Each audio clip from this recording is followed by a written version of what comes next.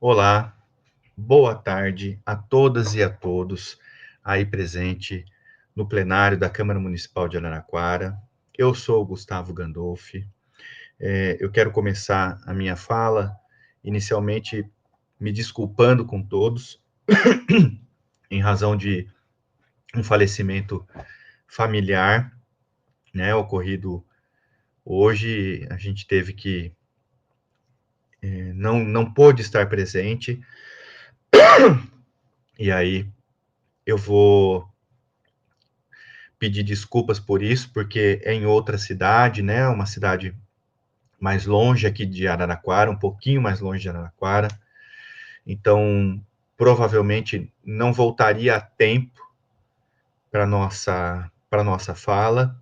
E se vocês estão me vendo, é porque, de fato, eu não cheguei a tempo, né?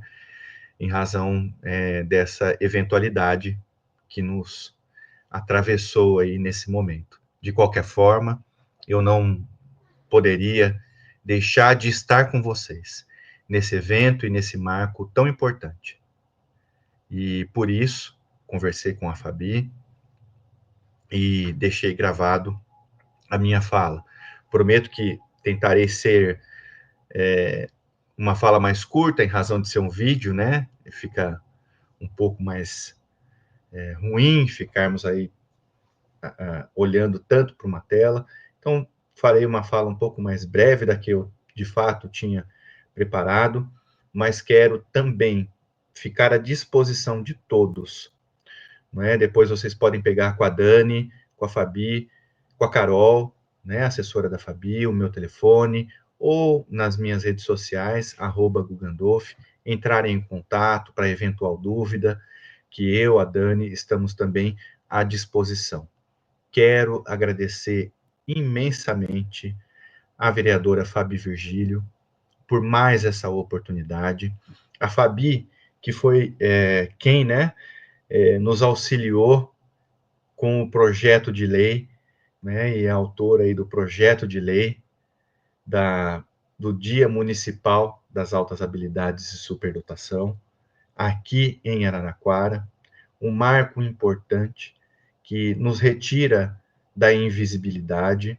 Então, agradecê-la profundamente pela sua luta, pelos seus esforços e por nos dar sempre oportunidade, sempre abrir a casa do povo, abrir o legislativo para que as nossas pautas e as nossas demandas possam ser ouvidas, não é mesmo? Então, e agradecer a todos vocês, a todos que se inscreveram, a todos que estão acompanhando, a todos que colaboraram para que esse momento pudesse acontecer, tá certo? Dito isso, vamos um pouquinho ao que eu preparei para todos nós nessa tarde, não é? Eu procurei dividir a minha fala em 2 ou 3 momentos, né? Um primeiro momento é que a gente chama de um aquecimento, embora, né, a Dani já deve ter falado com maestria aí sobre o perfil das altas habilidades de superdotação, os números que hoje nós temos, né, 1 a cada 20, segundo a Organização Mundial de Saúde, de crianças ou de pessoas que são identificadas, enfim, todos devem ter um pouco já de conhecimento.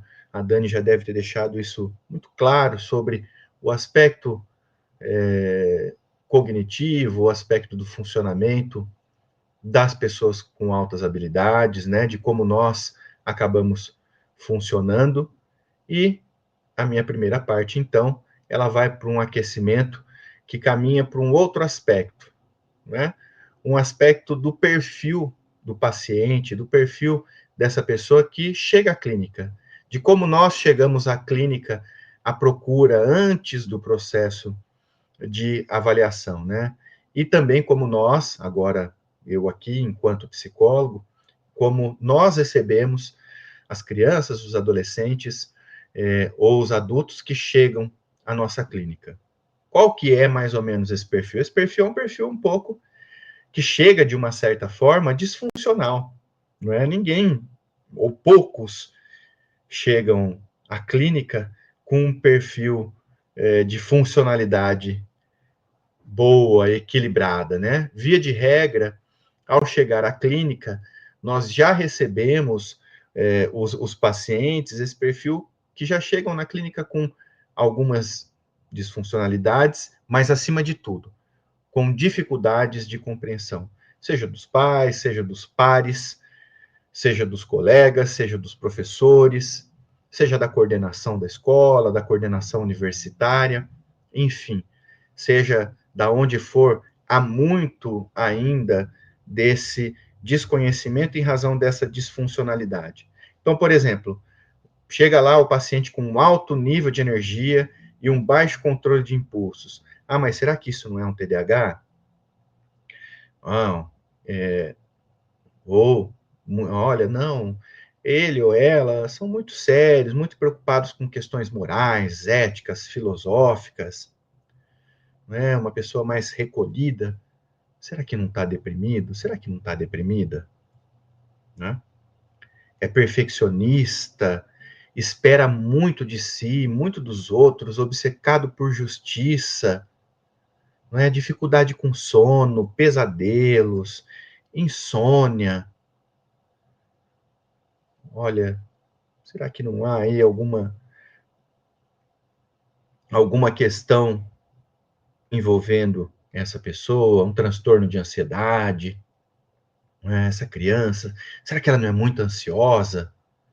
Vejam que esses são os perfis e como, via de regra, nós, enquanto sociedade, enquanto educadores, enquanto psicólogos, enquanto psiquiatras, enquanto pais, vamos olhando para toda essa dimensão das altas habilidades como algo patológico.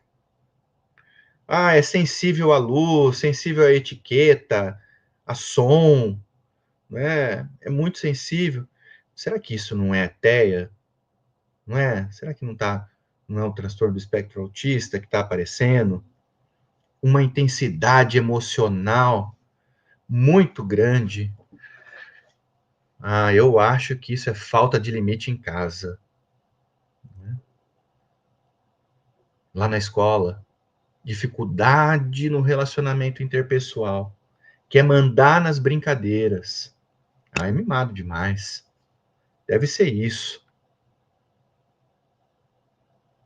Vejam, o senso comum nos leva a enganos que é preciso ser compreendido e ser esclarecido, porque todos esses comportamentos, embora nós temos a parte, ao outro lado, não é? Da superdotação, esse aqui também é o outro lado da superdotação, e que compõe o fenômeno como um todo. Né? Então, vejam, o senso comum nos leva a atribuir equívocos ou diagnósticos equivocados ou avaliações equivocadas do que pode vir a ser, de fato, esses comportamentos relacionados à superdotação. Não é? Gosta de fazer pergunta demais, interrompe os outros, desafia, discute. Será que não é TOD isso? Não é? Olha, veja quantas já associações que nós fizemos com TDAH, com TEA, com TOD ou com outros comportamentos, mas nunca relacionamos com um perfil de altas habilidades e superdotação. E o quanto é importante a gente entender. Mas, embora isso, nós temos que, a Dani já deve ter falado, nós vamos repetir, se ela disse. São características comportamentais importantes que também nós vemos do outro lado. Um vocabulário avançado, uma boa compreensão, principalmente das entrelinhas, persistência, boa capacidade atencional, intensidade, sensibilidade, é a reatividade que tem. A pessoa com altas habilidades de superdotação, nós vamos ver uma ampla gama de interesses, criatividade, um pensamento mais divergente, curiosidade, aquela memória fantástica, não é? Uma boa capacidade de reter informações e um senso de humor em comum. E aí, eu vou deixar para vocês, então, eu espero que vocês riem comigo, vou contar que todos agora vão rir junto comigo, porque é uma piada que, para mim, eu recebi outro dia, achei ótima, fiquei rindo um monte. Aí minha mulher viu e falou assim, nossa, o que você tá rindo tanto assim? Aí eu mostrei para ela a piada, ela falou assim, não vi graça.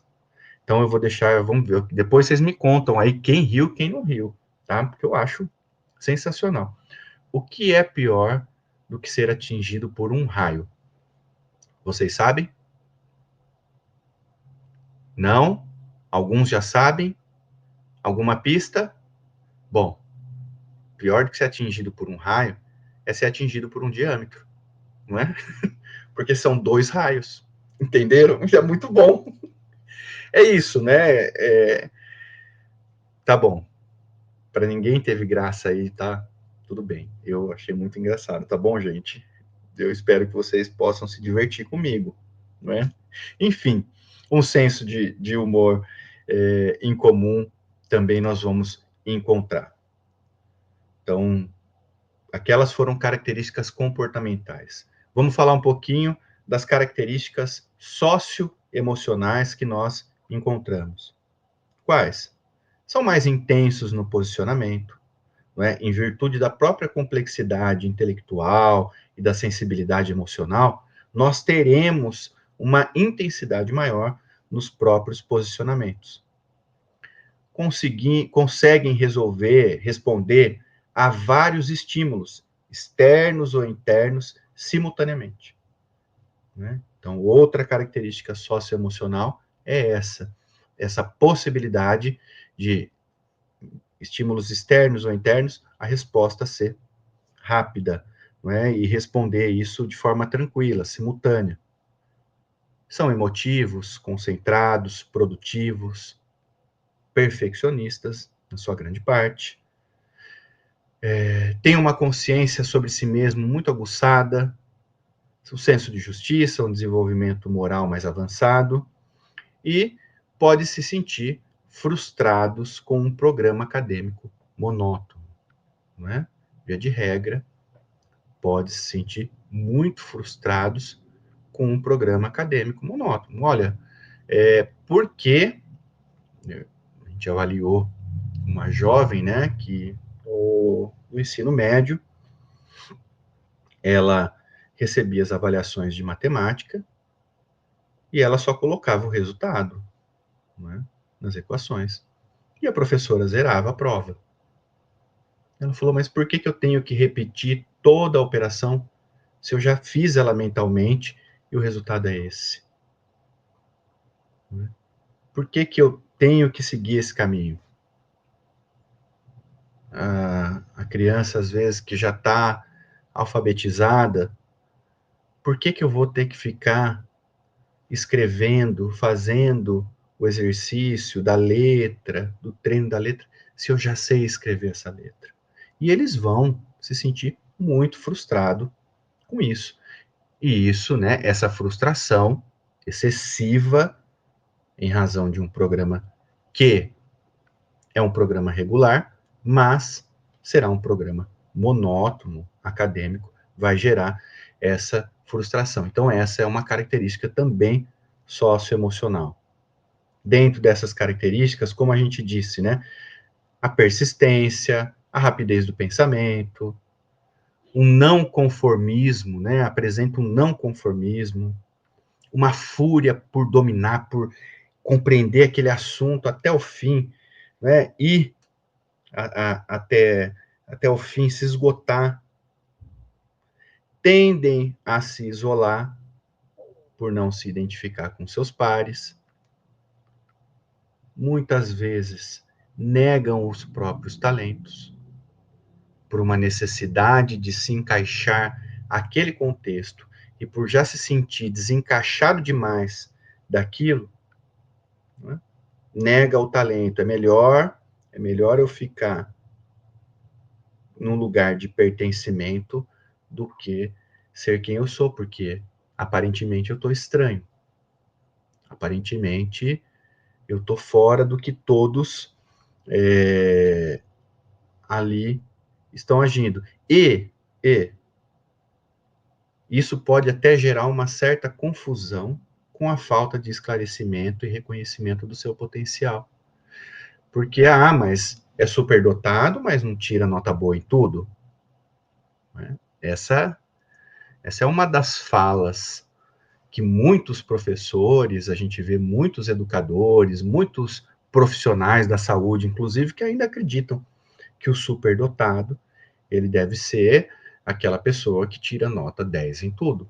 E superdotação não tem nada a ver com nota 10, não é? Não tem nada a ver com nota 10. Então, essas características socioemocionais são importantes demais a gente compreender. Por quê? Porque quando elas vão se tornar um problema? Por exemplo, perfeccionismo. Ela vai se tornar um problema quando? Porque eu não consigo terminar um trabalho. Eu quero tanto deixar perfeito daquele modo que eu acredito ser perfeito, que toda hora esse trabalho fica interminável. Eu rasgo, eu apago, eu reescrevo, enfim. Então, o perfeccionismo pode ficar disfuncional, né? Pode virar um problema. A hipersensibilidade, né? A distração, ou uma hiperatividade, ou eu perder a atenção demais. Então, a hipersensibilidade da criança, do jovem ou do adulto superdotado, pode ficar disfuncional quando isso, né, começar a se relacionar com uma hiperatividade, com um déficit de atenção ou com uma distração. Iniciativa ou autossuficiência, uma tendência a dominar a discussão, né? A pessoa quer dominar e aí para de prestar atenção e de ouvir também aquilo que o outro traz. Concentração e foco. Nossa, mas concentração e foco pode ser um problema, Gustavo? Claro que pode ser. Né? Se eu for incapaz de estabelecer uma resistência à interrupção em questões que são necessárias, isso pode me gerar um problema. Não é? Isso pode me gerar uma inflexibilidade muito grande a ponto de me frustrar e eu não ter capacidade de lidar com aquilo de forma positiva. Por exemplo, aqui, enquanto estamos, não é? Toda a nossa programação, toda a nossa construção, nós pensamos junto com a Fabi esse dia, estar aí e tudo, mas as circunstâncias da vida nos atravessam, não é? E nos atravessando, eu tenho que ter recurso egóico suficiente para que eu possa, o quê? Para que eu possa ter a possibilidade de ter maior flexibilidade e encontrar respostas mais adequadas. Então, tanto essa concentração, esse foco, essa autossuficiência, elas vão, quando funcional, né, hoje estou falando de forma funcional, né, mas muitas vezes isso também foi muito dolorido, né, hoje não mais, porque a gente consegue estabelecer um recurso egóico suficiente para compreender as demandas também outras que nos exigem e que são importantes tão quanto e mais, no caso nosso aqui da família, em socorrermos isso. Então, mas poderia ser disfuncional, né? As estratégias avançadas para a resolução de problemas, as percepções das relações mais complexas, isso tudo bem. O que pode ser um problema? Quando eu perco a paciência com detalhes ou eu tenho uma alta resistência à rotina. Né? Aí essa alta resistência à rotina vai destruir todas essas estratégias para resolver os meus problemas, para perceber as relações mais complexas, como a gente acabou de colocar aqui. Um outro ponto, uma extensa base de conhecimento, de memória, de aprendizagem e eficiente. Quando isso pode ser disfuncional? Hábito improdutivo do trabalho, baixo rendimento. É claro, não é? Se eu tenho uma aprendizagem eficiente, se eu não tenho um estímulo suficiente, se eu não tenho uma correspondência suficiente, o que vai acontecer? Eu vou ter um baixo rendimento. Todo aquele potencial que eu tive, ou que eu tenho, não vai ser aproveitado. Por quê? Porque eu entrei num nível de funcionalidade tão ruim que não vai me permitir ter um bom rendimento. Não é? Por exemplo, na escola, quando eu estudava em escola pública, então eu recebia os livros, né? A gente recebia sempre quem estudou em escola pública, não há muito tempo, há pouco tempo atrás, pouquinho, né? Então a gente recebia os livros do Estado, do governo, para casa. Então minha mãe encapava e tal, fazia com ela os livros.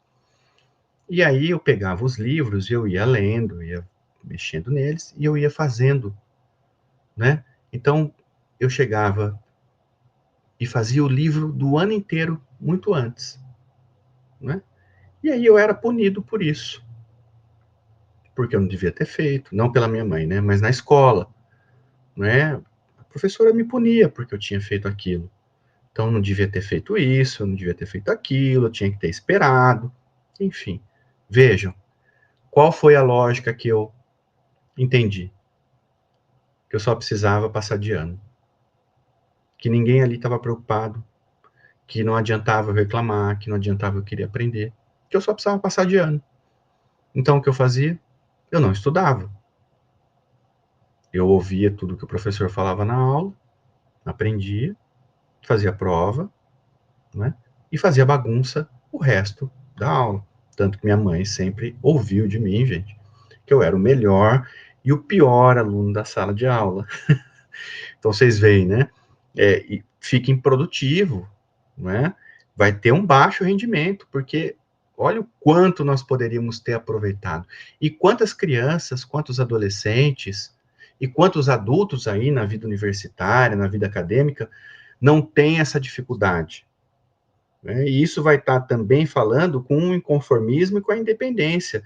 Por quê? Vai parecer rebeldia, vai parecer oposição, mas não é, né?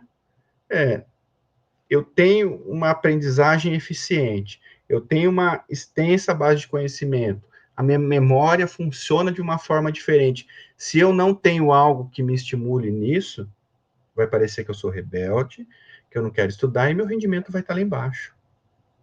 Então, é muito importante nós termos essas ideias e compreendermos tudo isso para ver que o quanto isso pode gerar uma dificuldade, um problema. E aí, por fim, que a gente colocou aqui na nossa preparação, o senso de humor, né? Sarcasmo, ofensa, isso pode parecer bastante, pode aparecer bastante, virar uma dificuldade. Outros problemas frequentes em adultos superdotados. Agora vamos falar dos adultos, né? Perder o emprego, porque está mais preocupado com a justiça do que com o dinheiro. Ou não saber atribuir valor àquilo que ele pode cobrar, aos seus honorários, não é? Às suas sessões, às suas... Enfim, então acaba perdendo dinheiro, né? Por quê? É mais preocupado com a justiça do que com a questão financeira em si. E é claro que nós temos os nossos compromissos, né? Outro ponto, olha, a minha companheira, o meu companheiro me diz que eu sou sensível, sério, e que às vezes posso negligenciar a família, né? Será? Né? Isso acontece muitas vezes, né? Eu me sinto diferente, não gosto muito de socializar. Não estou falando eu, né? Estou falando aí dos adultos, né? Problemas que são comuns, frequente entre os adultos superdotados. Uma impaciência no trabalho, isso também acontece.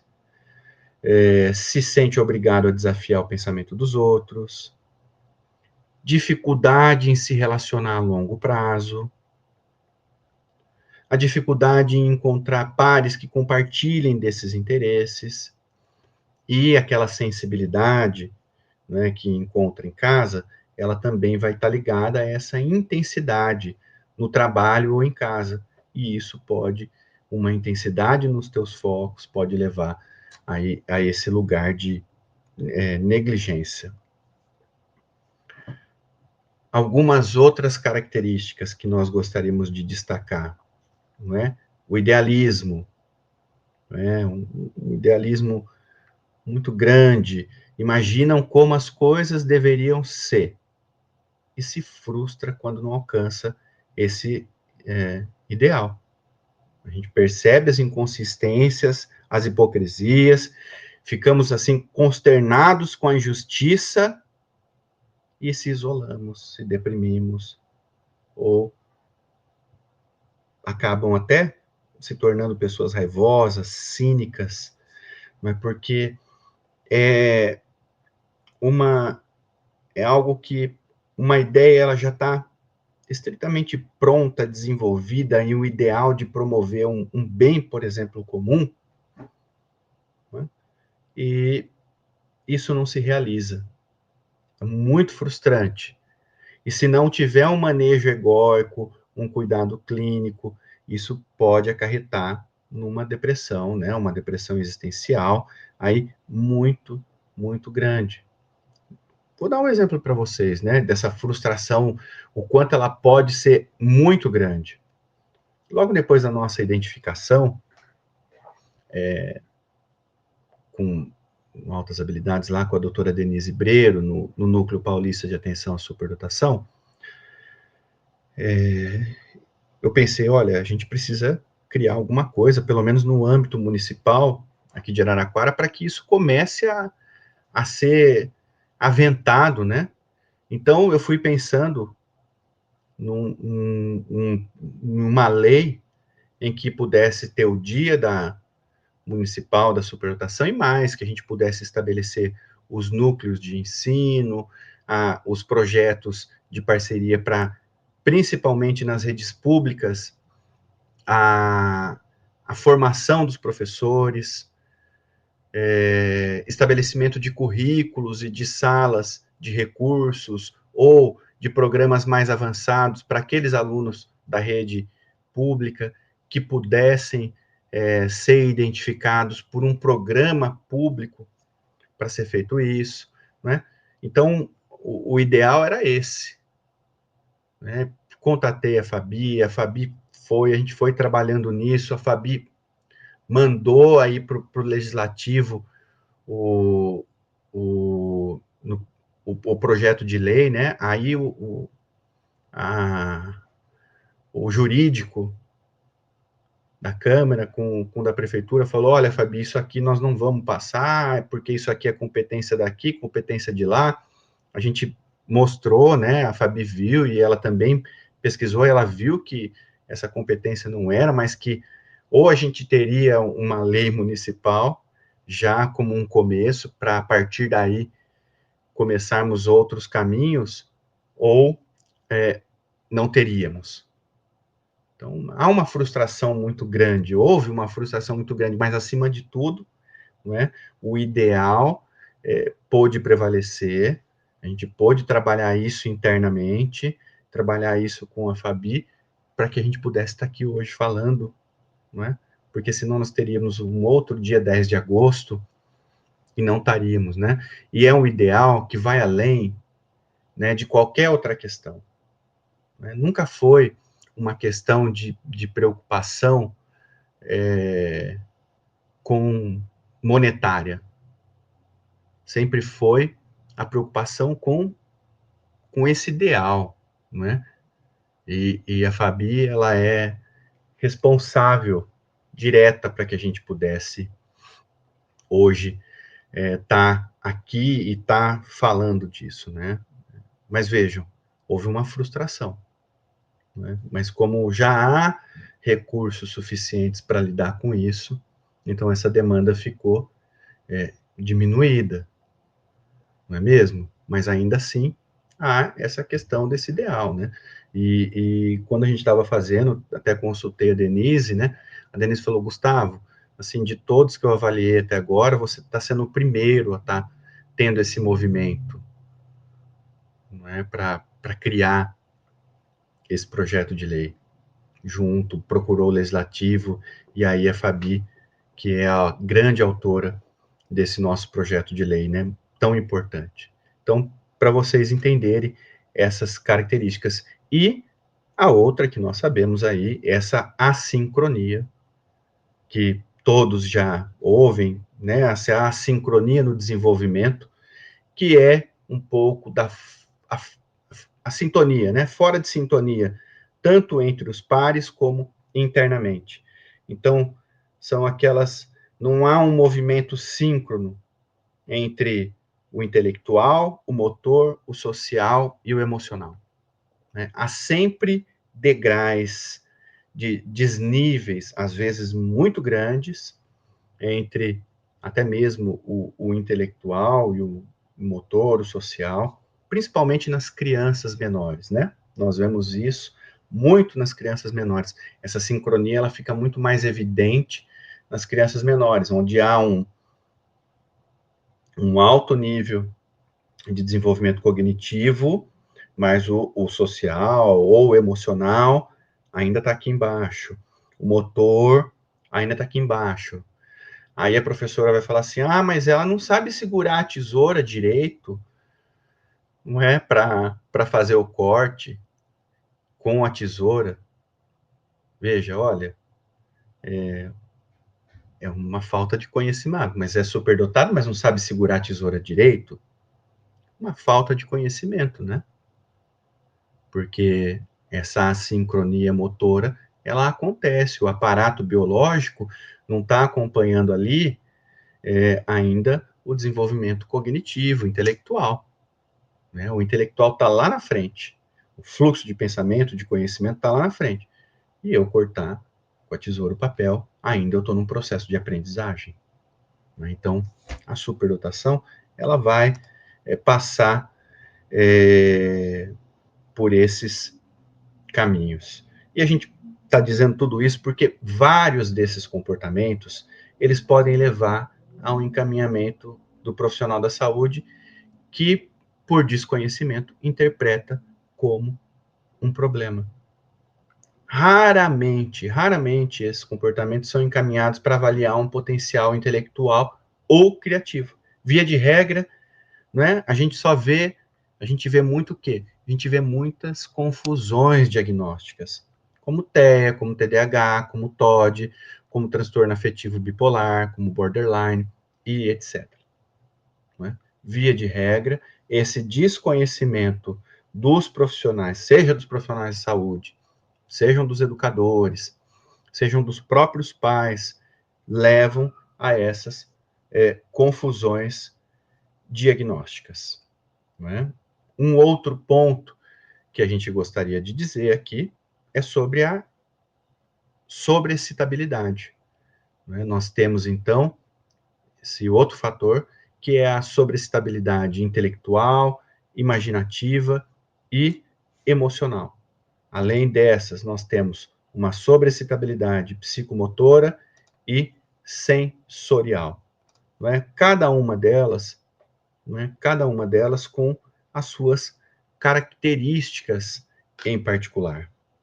Né? Isso nós vamos encontrar essa sobreexcitabilidade, não é? Que vai diferenciar também e muito nessas características. Então, esse foi o primeiro momento aí, o primeiro já em um segundo momento, um momento que a gente poderia chamar de aquecimento e já uma compreensão melhor, e aí quando a gente vai para essa sobreexcitabilidade, nós vamos falar de um aspecto, né, como é que será viver, né, será que a gente conseguiria entender o viver um dia dentro da mente, né, de uma criança, de um jovem e de um adulto superdotado? Né? Como é que é diante de todas essas características, diante de tudo isso, como é que é esse funcionamento, então, como essa sobreexcitabilidade, ela vai funcionando, porque para muitos superdotados, a mente, ela nunca desliga. Mesmo no silêncio, nós vamos ver que há muitos diálogos internos, conexões, ideias se sobrepondo, perguntas que não foram feitas, hipóteses que podem ser criadas ou testadas, preocupações, e isso continua vibrando internamente ao mesmo tempo. E, gente, isso não é ansiedade, necessariamente, né? É essa sobreexcitabilidade, é essa hiperatividade cognitiva, né? Que é um traço característico identificado por diversos pesquisadores como uma das marcas da superdotação, né? Então, essa hiperatividade cognitiva e emocional é um mundo interno, não tem botão de pausa, né? Ele não para. Segundo a Silverman, a Linda Silverman, no estudo de 2013, os superdotados não pensam só rápido demais, né? Eles pensam, além de rápido, mais profundamente, por mais tempo e em mais direções ao mesmo tempo. Então, o cérebro, ele não funciona como um calendoscópio, ou melhor, o cérebro funciona como um calendoscópio, né? Então, ao menor estímulo, surgem mil imagens, interpretações e associações, né? Então, por exemplo, a gente faz aula de italiano, né? E aí a gente está na aula de italiano, e aí a professora fala uma palavra, aí eu falo para ela, tem a música tal, tem o filme tal, e não sei o quê, você já canta a música, você já fala do filme, você puxa a imagem, você lembra da tradução, e isso tudo forma aquela aprendizagem, né? Então, é esse funcionamento, né, cerebral muito intensificado, que, além de acontecer no aspecto cognitivo, também vai acontecer nos aspectos das emoções, né?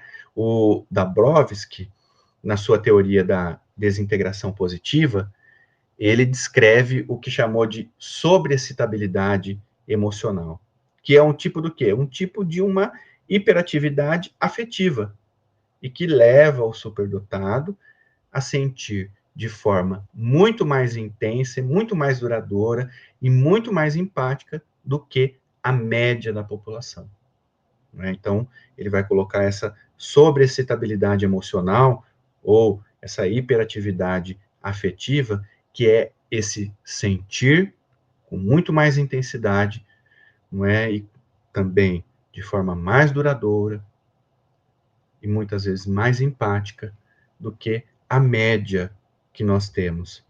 Então, vejam como é sobreviver nessa mente, né? Como é funcionar nessa mente.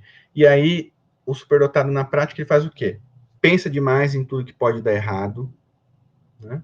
Relembra as conversas antigas por dias, tentando entender, sabe? Nuances, tom de voz, silêncio, tentando entender o que diz. A Mireia outro dia me disse, nossa, mas você ainda está lembrando disso, né? E essa conversa está ali. Uma dificuldade constante para relaxar a mente. Mesmo no momento de lazer, você está ali, pensando. Uma reação com lágrimas, com indignação a pequenas injustiças, a culpa, o sentimento de culpa, né, por erros pequenos, ou uma empatia excessiva por dores que não são nem nossas, por dores alheias, e a frustração com a superficialidade das interações ou das explicações, não é? Isso é frustrante demais, né? E a gente precisa trabalhar muito os recursos egóicos, eu vou dizer por mim aí, nesse aspecto, né, de explicações muito superficiais. E nada disso é desorganização, é funcionamento, né? É um jeito legítimo diferente de existir no mundo. A hiperatividade cognitiva e emocional do superdotado, ela pode até ser confundida com ansiedade, com TAG, com TDAH, principalmente quando o contexto escolar e social não oferece o quê? Não oferece escuta, não oferece compreensão, não oferece adaptação. Mas o que está em jogo aqui, na verdade, é só um modo diferente de ser, de sentir, de funcionar, e que precisa ser reconhecido.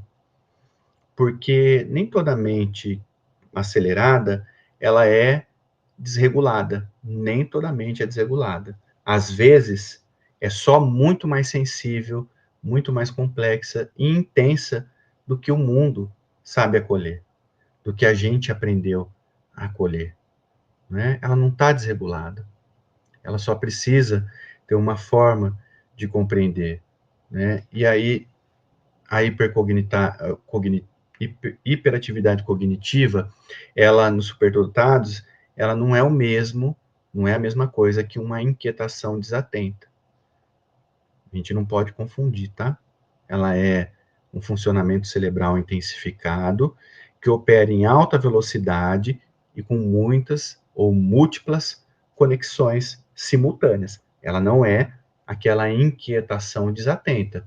A criança que é muito inquieta, mas muito desatenta. Não. Porque por mais que ela está ali aparentemente desatenta, ela está ligada o tempo todo, né? E ela vai se manifestar como? Pensamento acelerado, capacidade de manter várias linhas de ideia ou de raciocínio ao mesmo tempo, dificuldade de desligar o pensamento para relaxar, interesse por temas complexos, tendência a buscar explicações profundas, um diálogo interno constante, enfim, ela se manifesta, né, dessa forma. A Silverman, naquele mesmo estudo, a Linda Silverman, de 2013, ela vai trazer para a gente, ela vai descrever para a gente, né, que a mente do superdotado é como um radar ligado o tempo todo, né? Ele fica ligado, captando ali os nuances, os contextos e as ideias que vão passando e que às vezes passam despercebidas pelos outros. E também há um estudo de 2009 do Michel Piekovski, que acrescenta que esse modo de pensar é profundo, reflexivo e existencial, não apenas rápido ou quantitativo. Não é só rápido, não é só quantitativo, ele também é reflexivo, existencial e profundo. Então vejam, em um dia, né, esse funcionamento, nós estamos falando aqui um funcionamento de um dia, né, a criança ou o adulto, o jovem, o adulto, isso pode ser maravilhoso, mas também é exaustivo, né? A mente é viva, a mente é pulsante, incansável e hiperconsciente, né? Cansável também e hiperconsciente. E isso pode levar a uma exaustão se a gente não trabalhar manejos aí com essas crianças, com esses jovens ou esses adultos que possam facilitar a isso. Estou quase chegando, tá? No final da minha fala, gente. O Dabrowski, ele vai identificar, na sua teoria das sobreexcitabilidades, que muitos superdotados, eles apresentam uma hiperatividade afetiva, que não é a mesma coisa que imaturidade emocional. Não é. Essa hiperatividade afetiva, ela vai estar ligada a uma sensibilidade real e neurobiologicamente marcada. O que isso inclui? O que isso quer dizer? Né? Que são reações emocionais intensas e muitas vezes desproporcionais ao estímulo externo, uma facilidade em se emocionar com cenas, palavras, músicas, lembranças, dificuldade para esquecer as experiências emocionalmente marcantes, necessidade de sentido, verdade e de profundidade nos vínculos, a empatia excessiva, né, a um ponto de até adoecer com a dor do outro, e o sofrimento ao perceber essas injustiças ou as incoerências, como nós já dissemos, e superficialidades, como a gente já disse, né? Então, hiperatividade emocional, quando sentir é tão intenso quanto eu penso, né? E essa intensidade emocional do superdotado, quando não compreendido, ela é invalidada de que forma? Será que vocês já não disseram ou não ouviram isso? Ah, ela é muito sensível, você é muito sensível. Para de exagerar, você está exagerando. Isso é drama. Isso é drama. Na verdade, o que está acontecendo, o que acontece, é que o superdotado ele vai estar sentindo nas camadas, em mais camadas e por mais tempo, com mais densidade, isso. E não é uma falha, é parte desse funcionamento neurodivergente, não é? Então, cérebros superdotados tendem a operar com maior ativação em regiões de integração associativa, por exemplo, o córtex pré-frontal, o dorso lateral, préconos e o giro angular. Funcionam, né, tem maior ativação nessas áreas. Aliás, vou deixar uma dica para vocês aqui, uma dica de livro, ou dica de 2 livros, eu ia levar, né, mas eles estão aqui. Esse aqui, né, o talento ou superdotação, problema ou solução. Essa é uma dica muito boa. Pais, educadores, leiam. A outra dica aqui deixa eu ver onde ele está, é o Deus Zebra, não é? Não está aqui. Não sei onde que ele foi parar aqui nos meus livros, mas ele deve estar por aqui. Mas é o Deus Zebra, procurem também, não é? Que ele vai trabalhar bastante isso. Outra parte, né? Um maior volume de substância branca ligada à velocidade e à eficiência da velocidade de processamento. Isso também funciona muito, né? Isso também acontece muito. E as redes neurais em estado de default, default mode, né? Altamente ativo, mesmo em repouso.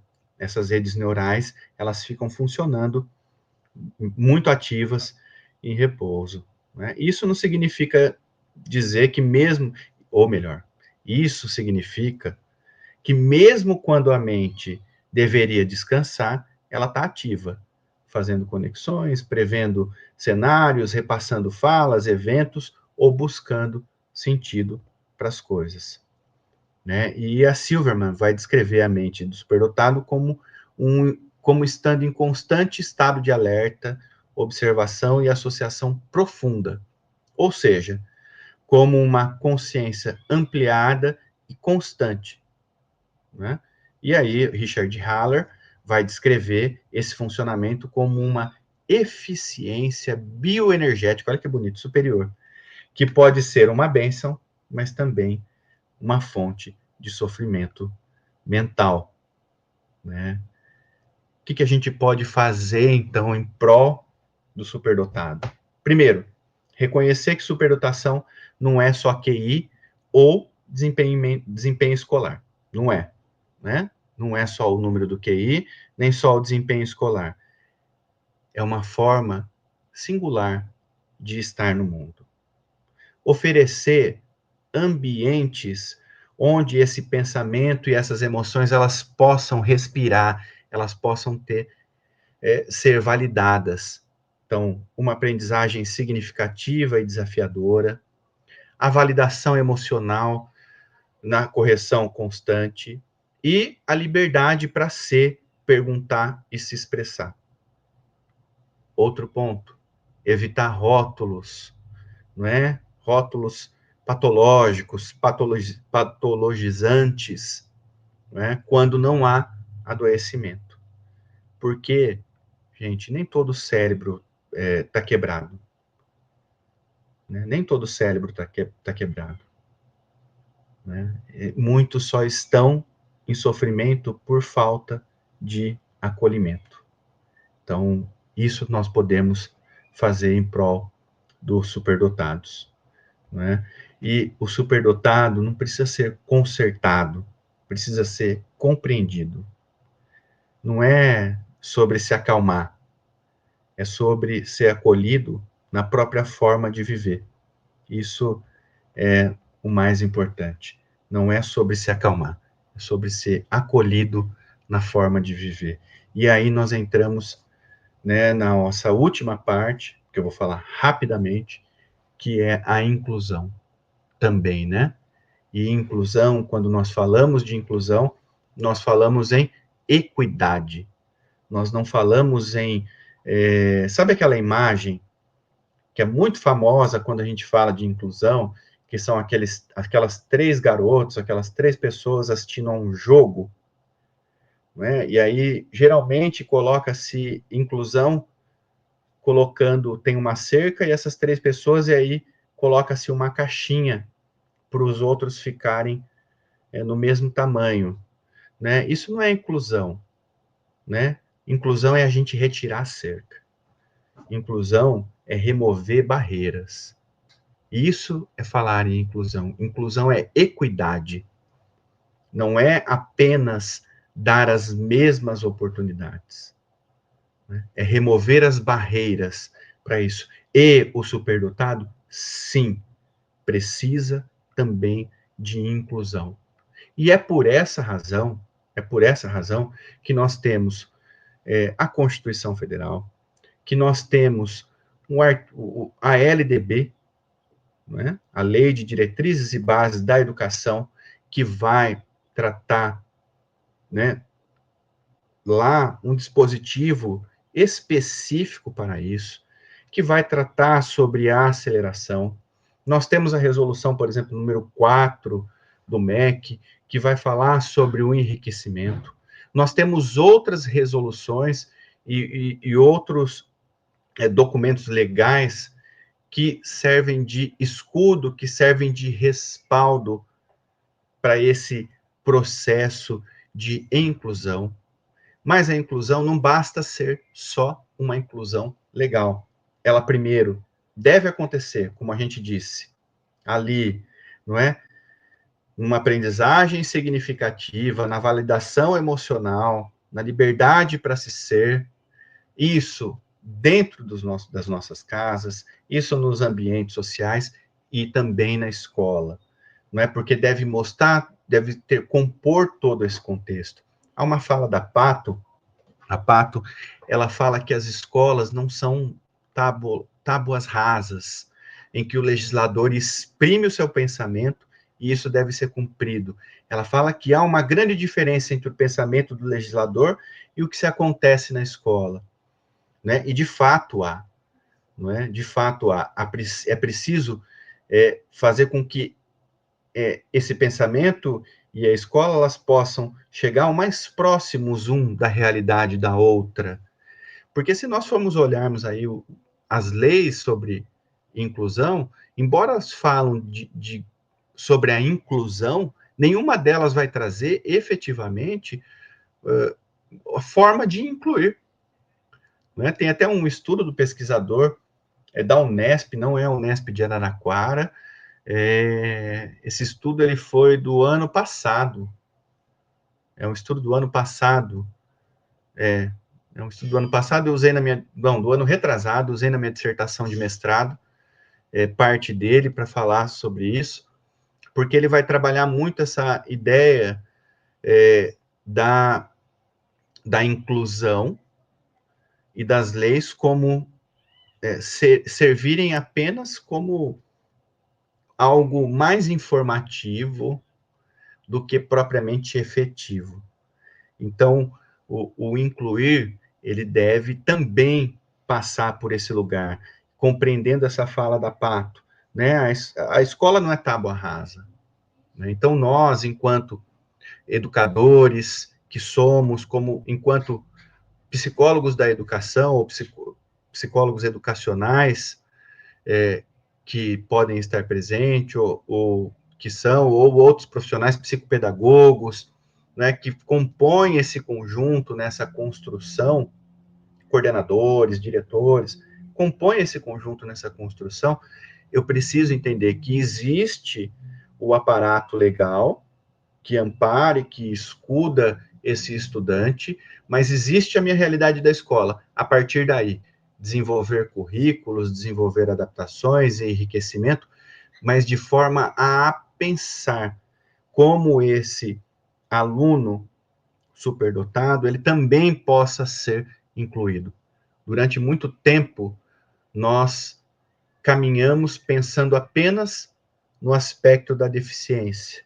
Então, como, por exemplo, nós vamos incluir o aluno com TEA, não é? E os esforços que têm sido feitos, já foram avanços grandes, pelo menos no campo do ensino infantil ou fundamental, campos grandes. No ensino superior, não, viu, gente? Isso não há ainda. Mas há um avanço significativo. Mas para o superdotado não há, não é? Então, nós também precisamos agora crescer aqui nesse aspecto e compreender a inclusão como essa equidade, como essa remoção de barreiras. E aí nós vamos remover barreiras. E isso é parte desse projeto de lei tão importante que a Fabi nos trouxe, nos presenteou e que nós festejamos e celebramos nessa data de hoje.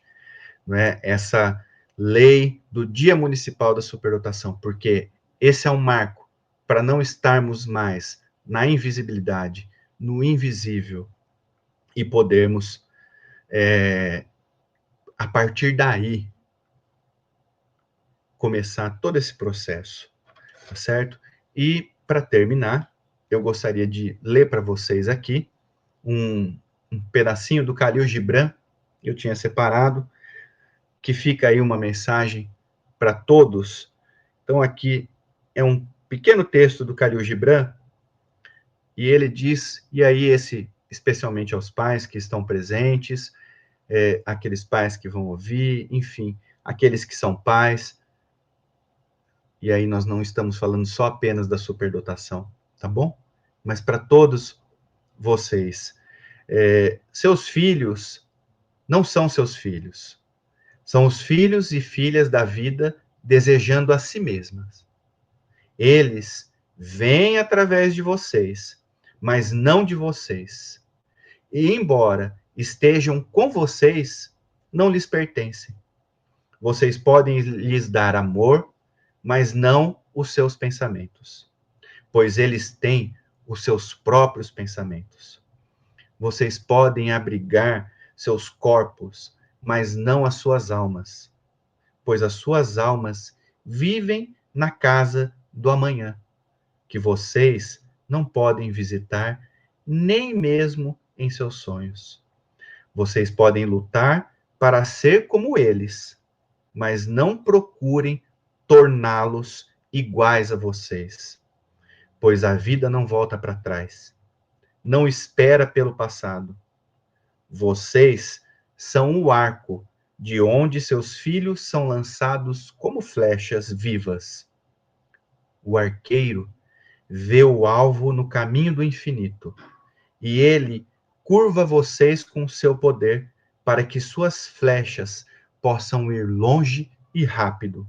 Deixem que o seu curvar-se na mão do arqueiro seja pela alegria, pois, mesmo enquanto ama a flecha que voa, ele também ama o arco que é firme. Então, era essa mensagem que eu gostaria de deixar para vocês. Fica aí, depois vocês pegam o meu contato para dúvida, para perguntas que surgirem, estarei com alegria. Peço desculpa novamente por não estar presente com vocês. Agradeço pela atenção. Fabi, muito obrigado por tudo. A todos vocês, muito obrigado. Dani, meu abraço. Muito obrigado a todos. Tenham um bom final de evento. Obrigado, gente. Até logo. Tchau, tchau.